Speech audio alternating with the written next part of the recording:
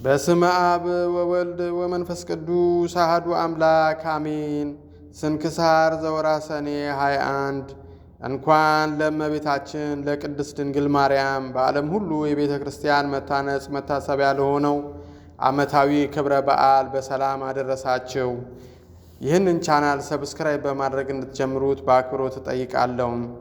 አንድ አምላክ በሆነ በአብ በወልድ በመንፈስ ቅዱስ ስም ሰኔ 21 በዚህች ዕለት የአዳምና የዘሩ ድህነት የተደረገባት አምላክን የወለደች የእመቤታችን ቅድስት ድንግል ማርያም የታላቁ በዓል መታሰቢያና በዓለም ሁሉ የቤተ ክርስቲያን መታነጽ መታሰቢያ ነው። ከሁሉ አስቀድሞ ያቺ ቤተ ክርስቲያን በሐዋርያት ዘመን ብቻዋን ታነጸች። ይኸውም ጳውሎስና በርናባስ በአሕዛብ ውስጥ በሰበኩ ጊዜ ክብር ይግባውና በጌታችን በኢየሱስ ክርስቶስ አመኑ። ከሰዎች ቤቶች በቀር ቅዱስ ቁርባንን የሚቀበሉበት ቤተ ክርስቲያንም አልነበራቸውም ነበር። ስለዚህ ወደ ጴጥሮስና ወደ ሐዋርያት ሁሉ ስለ ቤተ ክርስቲያን መታነጽ ጉዳይ እየለመኑ መልእክትን ላኩ። ሐዋርያትም እንዲህ ብለው መለሱላቸው። ክብር ይግባውና ያለ ጌታችን ፈቃድ እኛ ምን አንሰራም። ነገር ግን የምንሰራውን እስኪያስረዳን ድረስ ወደ እግዚአብሔር እየጸለዩና እየማለዱ አንድ ሱባዔ ጾሙ ዘንድ ወደ ሃይማኖት የተመለሱ አሕዛብን አዘዟቸው። እንዲህም አዘዟቸው። በሱባዔ ፍጻሜ ክብር ይግባውና ጌታችን ኢየሱስ ክርስቶስ ተገለጸላቸው። ሐዋርያትንም ሁሉ ከየአገሮች ሁሉ እስከ ፊልጵስዩስ በደመና ሰበሰባቸው። ከእርሳቸውም ጋር ጳውሎስና በርናባስ ነበሩ። ጌታችንም ባረካቸው፣ እንዲህም ብሎ ነገራቸው። ይህች ዕለት በእናቴ በማርያም ስም በአራቱ ማዕዘነ ዓለም አብያተ ክርስቲያናት እንዲታነጹ የፈቀድኩባት ናት። ይህንንም ብሎ ከከተማዋ በስተ ምስራቅ በኩል አወጣቸው። የቤተ ክርስቲያኒቱንም ቦታና መሠረቷን ወሰነላቸው። ከእርሳቸውም ጋር የእግዚአብሔር ኃይል ነበረ።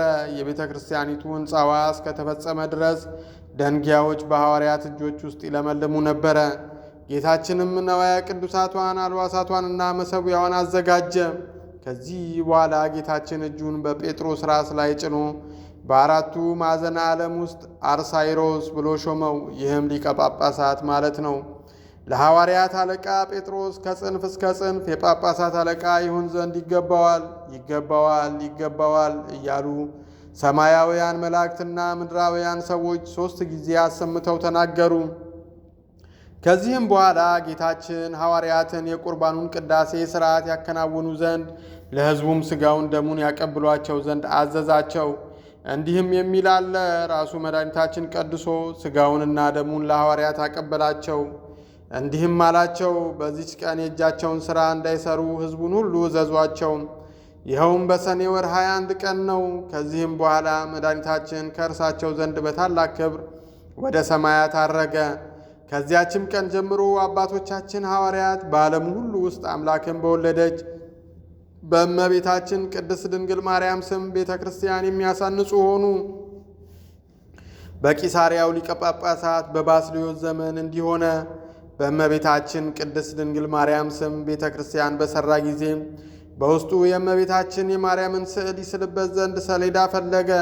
ሰዎችም በአንድ ባለጸጋ ዘንድ ስለ አንድ መልካም ሰሌዳ ነገሩት። ቅዱስ ባስልዮስም ሰሌዳውን እንዲሰጠው ወደ ባለጸጋው ላከ። ባለጸጋውም ይህ ሰሌዳ ለልጆቼ ነው አለ እንጂ ፈቃደኛ አልሆነም። ከዚያም አልፎ በመንፈር በእመቤታችን ቅድስት ድንግል ማርያም ቤተ ክርስቲያን ላይ የስድብ ቃል ተናገረ። ወዲያውኑም በድንገት ወድቆ ሞተ። ልጆቹም ፈሩ። ያንንም ሰሌዳ ከብዙ ወርቅና ዕንቁ ጋር ወደ ቅዱስ ባስልዮስ አምጥተው የአባታቸውን በደል ያቃልልለት ዘንድ ለመኑት። ቅዱስ ባስልዮስም ያንን ሰሌዳ ወስዶ የእመቤታችንን ስዕል ይስልበት ዘንድ ለሰዓሊ ሰጠው። እመቤታችንም ቅድስት ድንግል ማርያም በሌሊት ራእይ ለቅዱስ ባስልዮስ ተገለጸችለት። ስዕሏንም በዚያ ሰሌዳ ላይ እንዳይስል ከለከለችው። ከአመፀኛ ሰው እጅ ወስዶታልና። እጅግም ያማረ የእመቤታችን ስዕሏ የተሳለበት የሁለት ደናግልም ስዕል የአንዲቱ በቀኝ የአንዲቱ በግራ ሆኖ የተሳለበት ቀይ ሰሌዳ ያለበትን ቦታ ነገረችው። ቅዱስ ባስልዮስም እመቤታችን ቅድስት ድንግል ማርያም ወዳመለከተችው ወደዚያ ቦታ ሄደ። ያንንም ሰሌዳ አገኘው። ወደዚያች ቤተ ክርስቲያንም በታላቅ ደስታ መጣው። ከዚህም በኋላ ዳግመኛ በአንድ ጣዖት ቤት 2 ምሰሶች እንዳሉ አስረዳቸው። እነርሱንም አምጥቶ በመቅደሱ ፊት ለፊት እንዲያቆማቸው በላያቸውም ስዕሏን እንዲያኖር አዘዘችው። ቅዱስ ባስልዮስም እነዚያን ምሰሶች ያመጣቸው ዘንድ ሄደ። መሣሪያውንም ሊከለክሉት ፈለጉ። ጌታችንም ኃይላቸውን ደመሰሰ። እነዚያንም ምሰሶች አምጥቶ በቤተ መቅደሱ ፊት ለፊት አቆማቸው። በላያቸውም የእመቤታችን ቅድስት ድንግል ማርያም ስዕሏን አስቀመጠ። እግዚአብሔርም ከነዚያ ምሰሶች በታች የውሃ ምንጭ አፈለቀ። በውስጧም የሚታጠብ ሁሉ ካለበት ደዌ ሁሉ የሚድን ሆነ። እንዲሁም ከእመቤታችን ማርያም ስዕል በሽተኞችን ሁሉ የሚፈውስ የዘይት ቅባት ፈሰሰ። ይህ ሁሉ የሆነ የእመቤታችን ቅድስት ድንግል ማርያም ቤተ ክርስቲያን በከበረችበት በሰኔ ወር በ21 ቀን ነው።